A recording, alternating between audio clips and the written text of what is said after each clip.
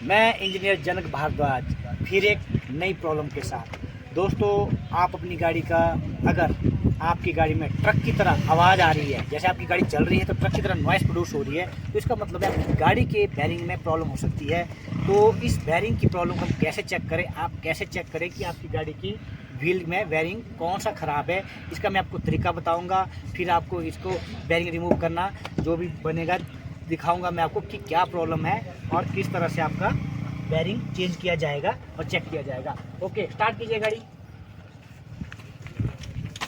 सबसे पहले दोस्तों हमने गाड़ी को लिफ्ट किया है जैक पे।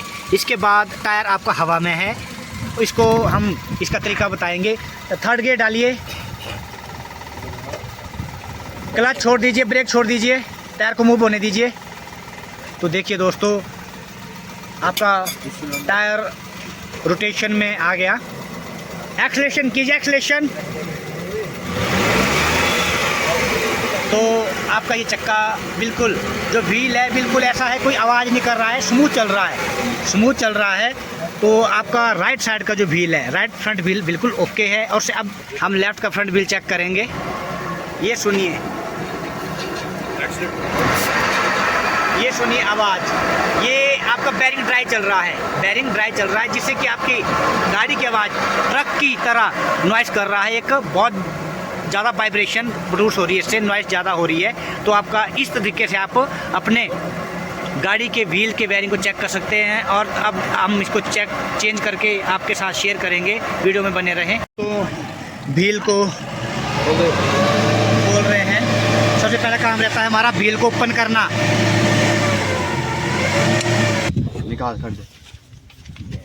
तो दोस्तों, ये हमारा यहाँ पे नक्कल सस्पेंशन सिस्टम के बीच में हमारा बेयरिंग फिट रहता है। तो अब इसको रिमूव करेंगे और वीडियो में बने रहें। देख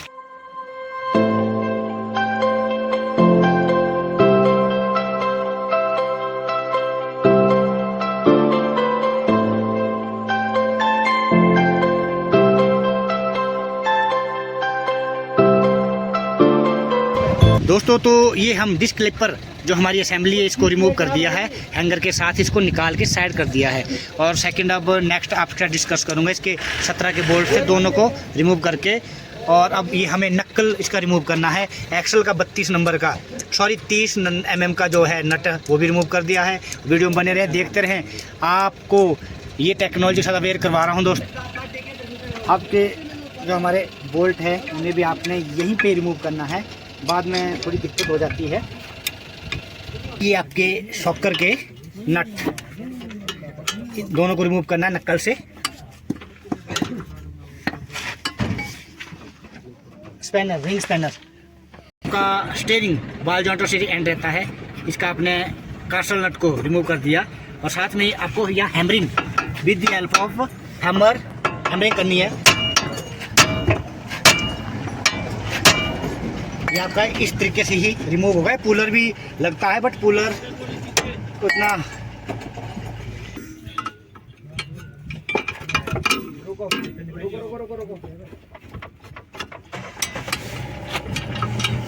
हमारा 14 का जो बोल्ट रहता है, 14 का, ये हमारी नक्कल है, नक्कल पे 14 का बोल्ट है विद ये सस्पेंशन आपका अटैच है, इसको भी रिमूव करना है। शॉकर के बोल्ट भी हमारे रिमूव हो गए। तो दोस्तों, नक्कल, इसे नक्कल कहते हैं, इसे रिमूव करना है। ये लीजिए, ये आपका कंप्लीट नक्कल है, जिसपे आपका steering and suspension arm and shocker complete रहता है। और साथ में आपका यहाँ लाइव एक्सल, साथ में ब्रेकिंग सिस्टम इस पूरी नक्कल पे कंप्लीट अटैच रहता है। दोस्तों, तो इस डायमीटर का हमें सॉकेट यूज करना है, इस पर हम प्रॉपर हैमरिंग करेंगे। आपका हब रिमूव हो रहा है। तो दोस्तों, हैमरिंग इस तरह से कर रहे हैं। ये आपका हब रिमूव हो गया दोस्तों। बस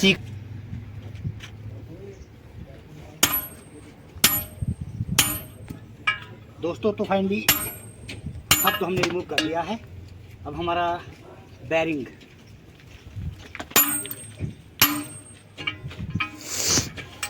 रिमूव हो रहा है। कपड़े भी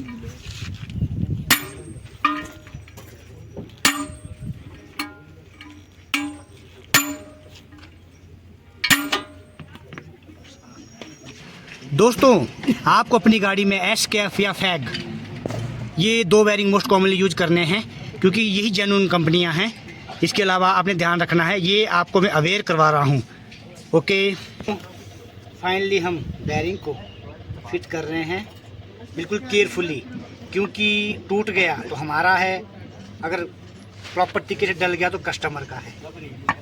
हैमर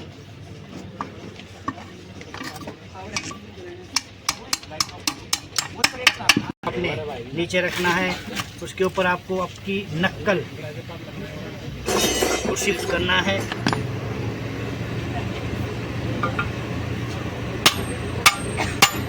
सर्कल प्लायर,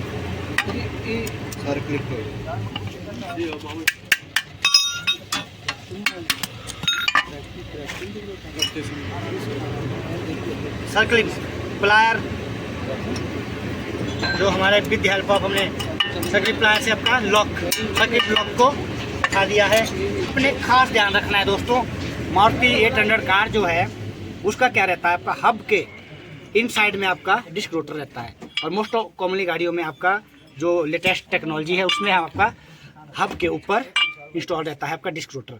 तो इस गाड़ी में आप डिस्क रोटर डालना ना भूलें, इसको पहले ही इंस्टॉल कर दें। गलत रह गया तो आपका बेयरिंग फिर से आपको तोड़ना पड़ेगा।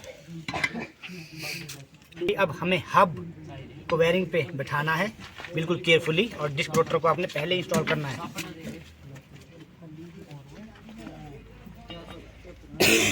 लीजिए इसका सॉकेट,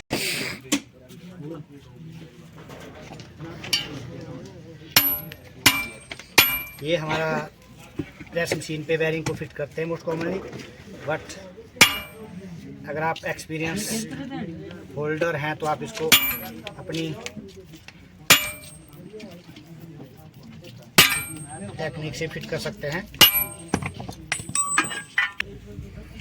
बिल्कुल नॉइस फ्री, नॉइसलेस।